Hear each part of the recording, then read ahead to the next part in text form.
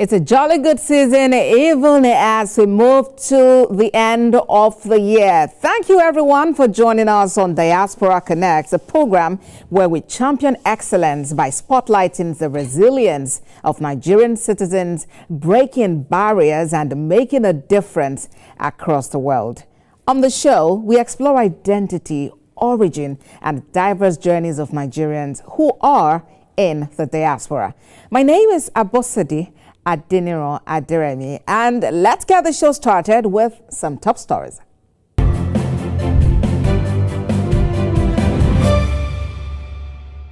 The Nigerians in Diaspora Commission NIDCOM has launched the Connected Diaspora and Doha Startup Challenge, and it's to harness the creativity, expertise, and entrepreneurial spirit of Nigerians across the world.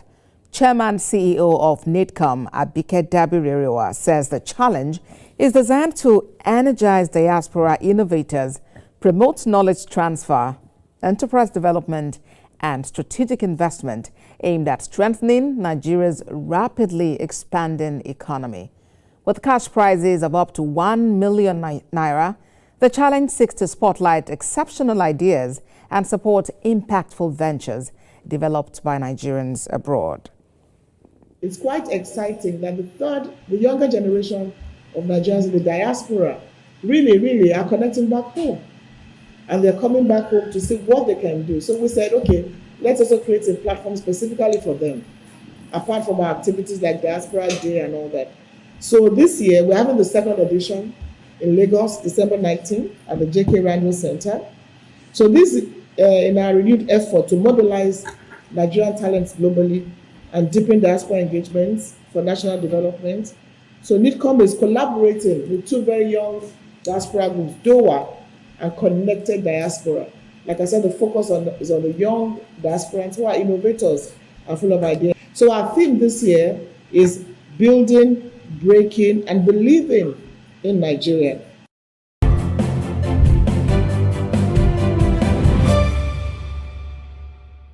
Now, what we do on Diaspora Connect is to connect you to your roots, and we take a lot of pride in doing that. So let's check out these fun facts on our Did You Know segment.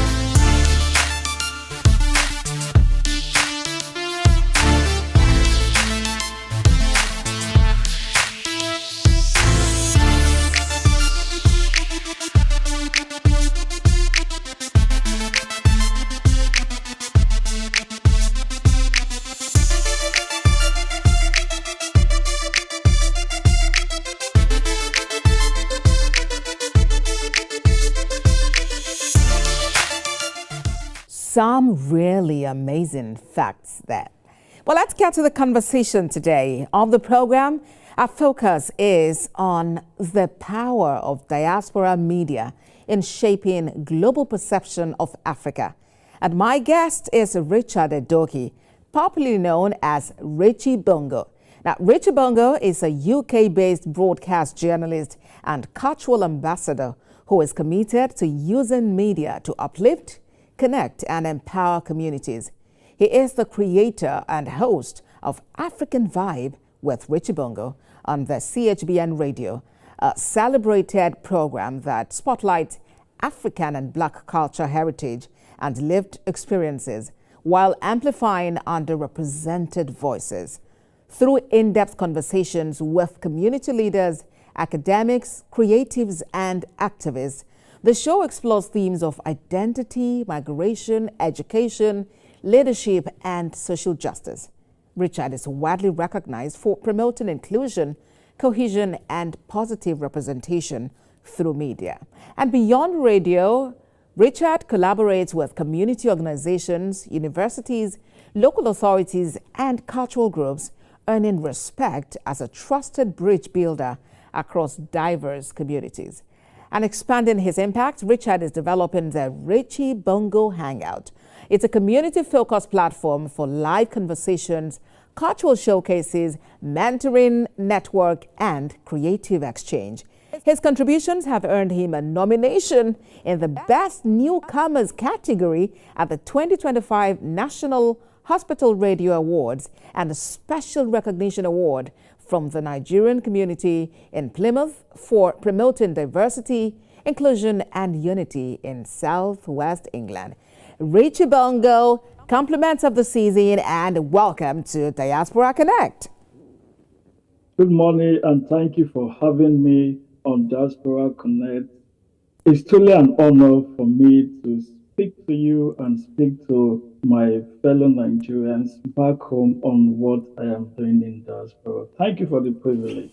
It's truly an honor to speak to you too, and that is what we do. We are heavy on it on Diaspora Connect to spotlight the great and amazing works that Nigerians out there are doing. They are owning their spaces and they are not backing down. So well done. And, like I read out earlier, you have such a great and inspiring story about what you're doing with a radio and especially about uplifting people. So talk to me about how you get to do radio. First, how did you get into the radio space? How did you get into media? How did you get... Let's talk about that and then we can talk about how you even moved to the UK.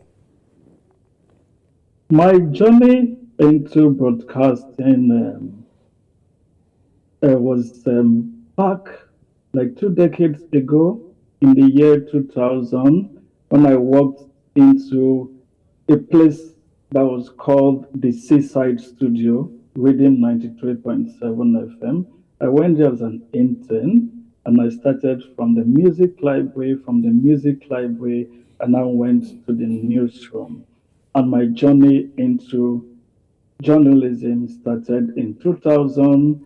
And from there, it has been me improving, moving from one as a reporter to news editor, producer of a breakfast show on the national television. And that was my last show until I left Nigeria. And I'm still doing it, and it's been a good experience because it's something that I picked up that really I want to do journalism, I want to do broadcasting, and I went ahead to study mass communication in school. And today I can call myself a journalist and a broadcaster.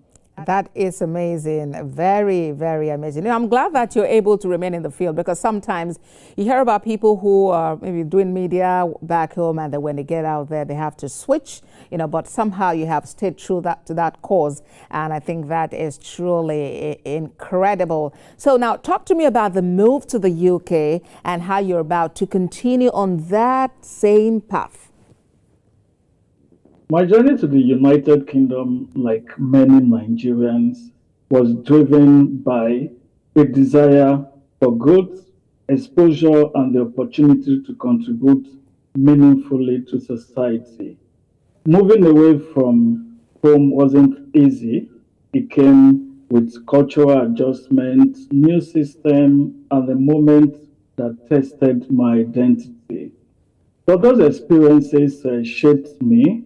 They taught me resilience, discipline, and the importance of staying rooted in who you are, no matter where you find yourself. As a Nigerian in the diaspora, I see my identity. I'm from Cross River State. I see my identity as something I left behind, but as something I carry proudly every day wherever we go. We represent Nigeria. There is this Nigerian blood in our system. So definitely everywhere you go, you have to portray the good image of the country called Nigeria. Let me tell you, I'm a proud Nigerian. And When I moved into the UK, there's this kind of, should I call it professional politics? And it played out on me. I tried going into some of the international broadcast media here, and the kind of feedback I got, I now said to myself, don't kill the skills, don't bury your dream. It was difficult starting, but I approached a community and hospital radio, which is CHBN. CHBN is Community and Hospital Radio. There's a hospital here in Cornwall. It's called the Royal Cornwall Hospital. We provide services for the hospital and the community. So I discovered that the radio stations here and the television stations here, they don't really satisfy me as an African, as a Nigerian. And we have Africans trooping into Cornwall to live and to work because of the hospital here and other homes in the community. And I said to myself, how do we communicate to ourselves since most of the media houses are not playing our music, they're not talking about our culture, our lifestyles, and how do we integrate ourselves for these people to understand us and we also to understand them? I sat down during the interview. I was asked, what are you coming with? I told the chairman and the treasurer that interviewed me, I said, those of you who are coming to the studio, did you notice different colors from you? They said, yes. I said, there's a need for us to have a program to satisfy these people called Africans. I'm an African from Nigeria. We have people from Zimbabwe, Zambia, Ghana. And just a few weeks ago, during the Black History Month, the chief executive officer of the hospital just made a revelation, and he said 80 countries are working in this hospital. And it struck me. So I've been broadcasting to people from 80 countries. 80 different countries. That is amazing. And it then also speaks to the fact that you discovered a problem, right? And you proffered a solution. And that solution, you went for it. You have now made a name for yourself to the point where you have even been nominated for an award. I mean, I doff my hat for you. That's truly very incredible. Well done, well done. So how would you say that your background, has influenced what you have been doing over time? My background has been, like I said earlier on, I am a proud Nigerian. And if you're talking about the African continent, you have to talk about Nigeria. So anytime I see myself as an ambassador of the country called Nigeria and Africa as a continent. So I go out daily to see how I can promote the African culture. The history books they've written about us, that part has gone. Now we are here in the diaspora.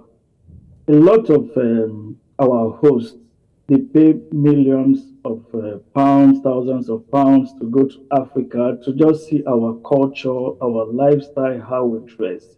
But I've succeeded to bring in African vibe with Chibongo, where we talk about the African culture, we talk about our food, our lifestyle, how we live, mixity, how we can live as one, unity.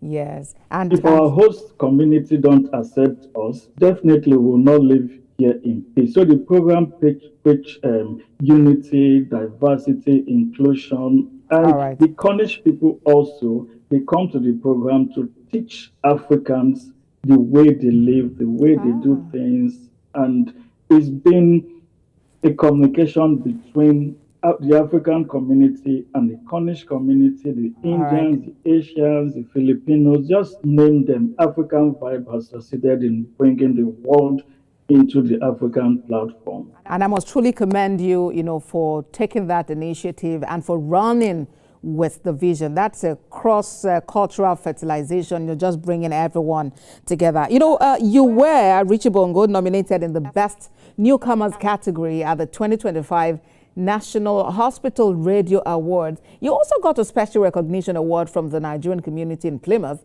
for promoting diversity, just like you have been mentioning, especially in Southwest England. Tell us about that and how it has energized you, as you continued from there, your future endeavors. The National Hospital Radio Award is a platform of all the hospital radio in the United Kingdom. They have a body that see everything we do. The hospital radio will try to talk to the staff, the patients, their family, to comfort them while they are at work.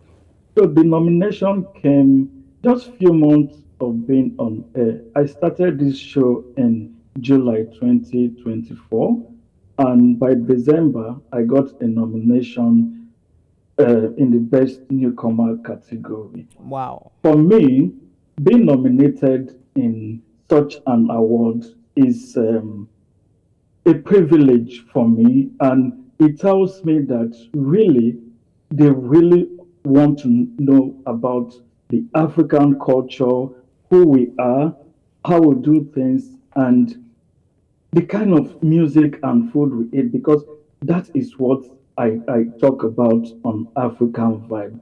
The nomination came and we went to the finals. Unfortunately, but we can say fortunately, I made it to the top 5 at the end.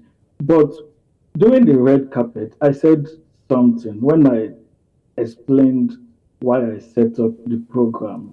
All right. The hall was like, really?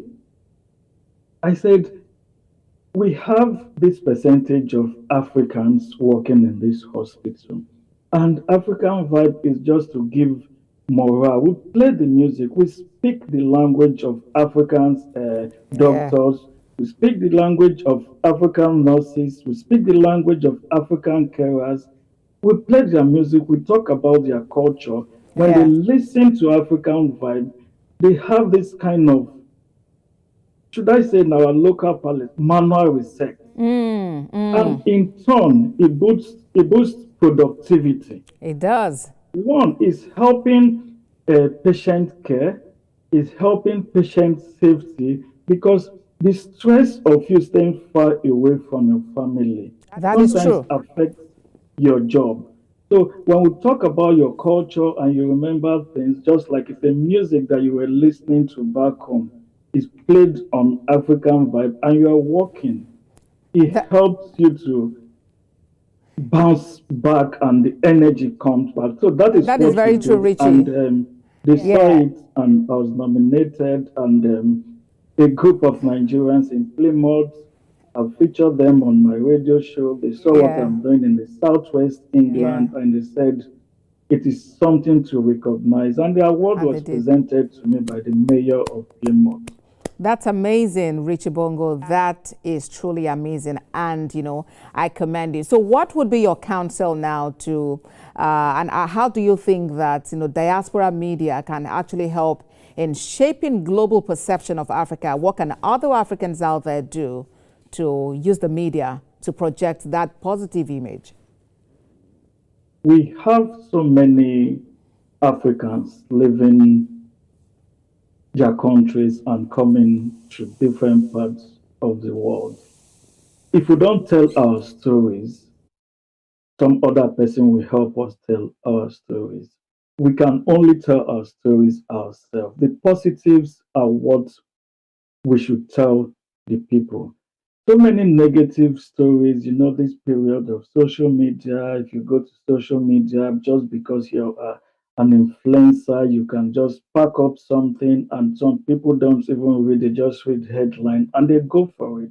So if we, as let me say Nigerians living in the diaspora, if we don't tell people our story, people will tell our stories for us, and it will be the negative side that they will say, let's come out, as Nigerians in diaspora, Africans in diaspora, let's teach these people our culture. When they learn about us, when they know about us, the negative image that they've had will change. Their mindsets will change.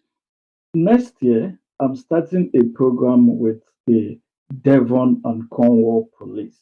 They saw something in me and they trusted me. I'm building a podcast for them that will train their young cadets, and all their preaching is for people of diverse culture to join the police in the United Kingdom. And if I've not told my story, if I've not portrayed the image that I represent positively, definitely someone else could have said Nigerians are bad. But they've seen something in me that this Nigerian has done something. He has come with a narrative that would change what the history books, what the movies, and what the social media are saying. They are looking at us physically. They are seeing us in the diaspora. What do we say to them? What is our communication with them? Communicate that message to them, and tell our history. We need to own that history by ourselves. And I'm also glad about the Richie Bongo Hangouts that you're working on. Well done, well done, well done. And as we wrap up, one quick question for you. How did you get the name Richie Bongo? That story starts off. There's a guy called Azubike Osimile of Inspiration FM. Definitely, Azubike tells the story about how Richie Bongo came about.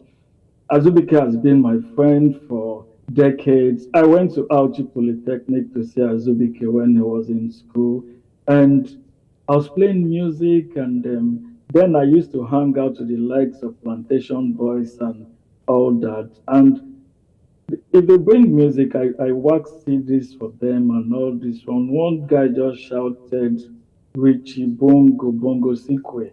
So the name just came, and it has been part of me. And how everybody, sometimes some people don't even know. Like I interviewed the mayor of Truro, and he kept on calling me Richie Bongo, Richie Bongo. Thinking Bongo is your surname. Richie Bongo is my nickname.